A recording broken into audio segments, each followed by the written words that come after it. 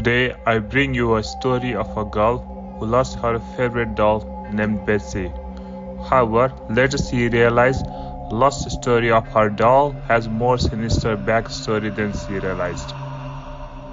Welcome to the dark side of storytelling, where every story is full of thrillers and mysteries. In this channel, I bring you both true and fictional thrilling stories. If you are ready to embrace the fear, like this video and share the thrills with others. With that, let's start today's story in narrator's voice.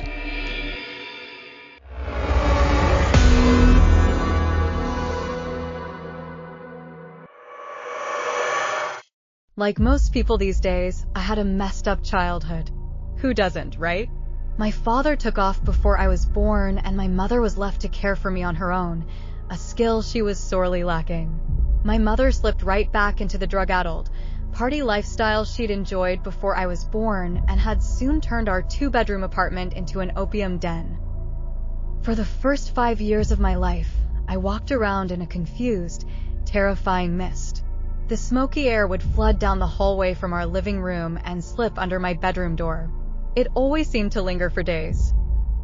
I know now that my mother wasn't a bad person, just a victim of her addictions. When she did have spare money, she would put food in the house or buy me clothes from Goodwill. The only pieces of furniture I had in my bedroom was a mattress set and a little blue and white toy chest. Not that I had a lot of toys to put in it, of course, just the 3 I had gotten for birthdays. One was an art kit, one was a red wagon, and the last, my pride and joy, was a doll named Betsy. Betsy was my best friend. We would have imaginary tea parties together, sleep together, and even take baths together. Sometimes I even remember her voice.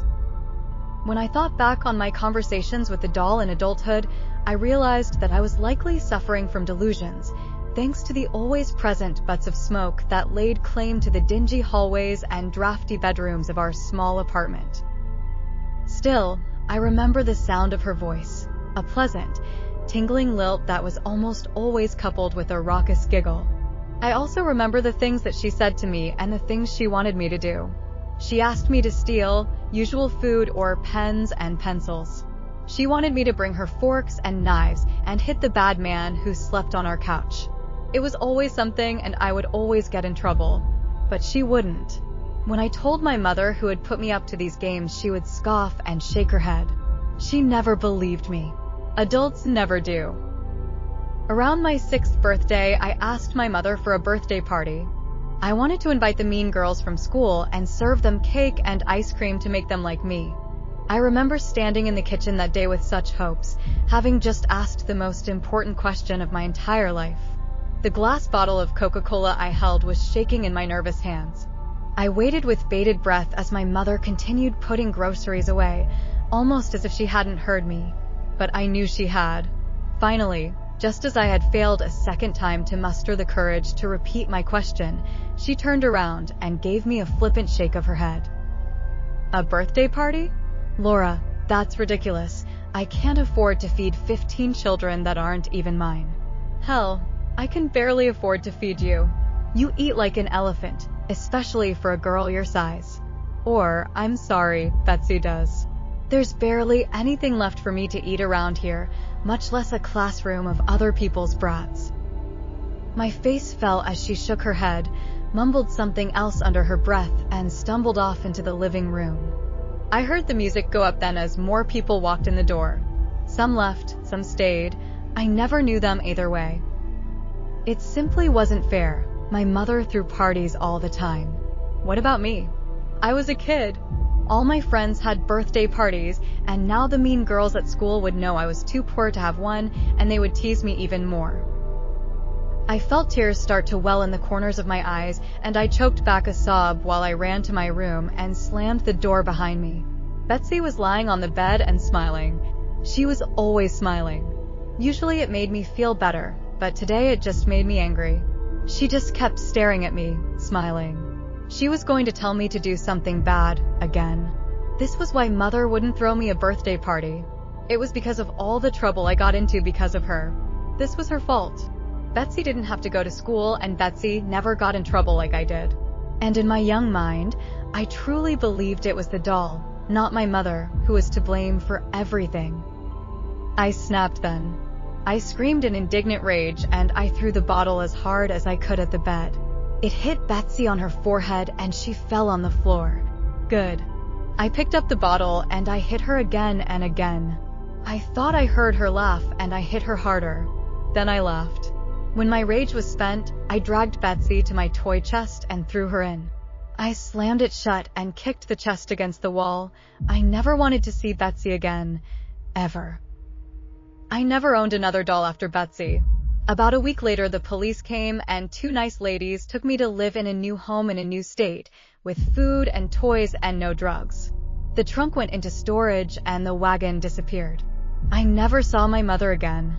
As I got older, my foster parents admitted she was in jail, doing 25 years.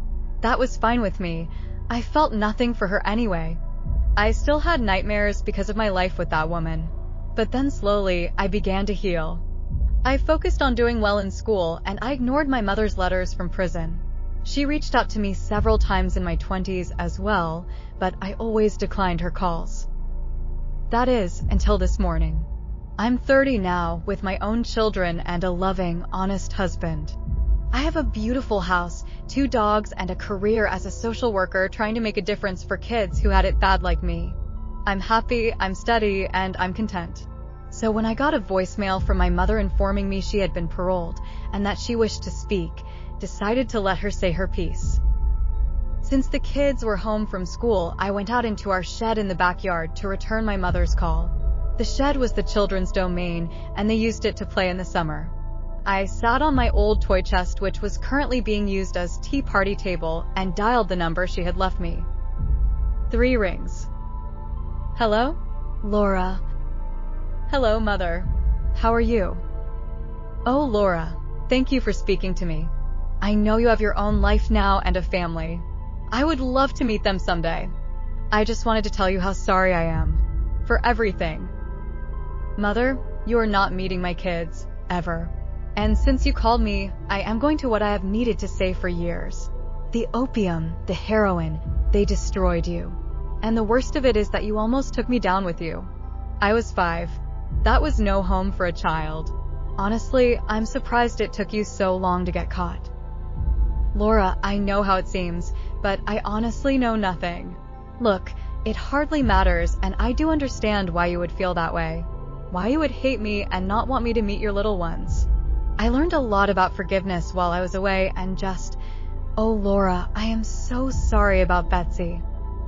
Betsy? I paused, confused. Why would you care about her? I know, Laura, believe me I do. It was all my fault, the drugs, the partying. And Betsy, oh God, if I had only paid attention, if I had only known. She's gone, and it's because of me. As my mother began to cry, I tapped my fingers on the toy box impatiently. The drugs had clearly fried her brain. Mother, I sighed. Why are you talking about Betsy? And why do you even care? I know where Betsy is. Right underneath me. What are you talking about, Laura? Oh God, where is she? I shifted uncomfortably. Well, Betsy's in the trunk, where she's always been. There was a beat of stunning silence. What do you mean your sister's in the trunk? Sister? What the hell are you talking about? Back on drugs so soon? That's a record, even for you. Betsy is a goddamn doll. I locked her in my toy box a few days before you got arrested for possession. Laura. Oh God, no. No. Laura, what have you done? I wasn't arrested because of the drugs, Laura. I was arrested because of Betsy's disappearance. You always called her your little doll, but we thought you knew. Oh God, we thought you knew. Laura, no. What have you done to my baby? My mind had gone blank, and with no emotion I set the phone down next to me and stood up. I could hear the muffled sound of my mother's anguished cries and feel the dark clutch of possibility in my own chest. Memories were stirring in the back of my mind, threatening to flood forward into my consciousness. They pushed against a door in my mind that had been locked so tightly for so long that I had forgotten it was even there. Was it even possible? Could the trauma and the opium have really led me to believe that a small child was actually a doll? Begging for food and utensils to eat with, asking me to protect her from the bad man? No. I slowly turned around and brought my eyes down the makeshift tea party table. Surely, it was too small. You couldn't fit a person in there. You couldn't.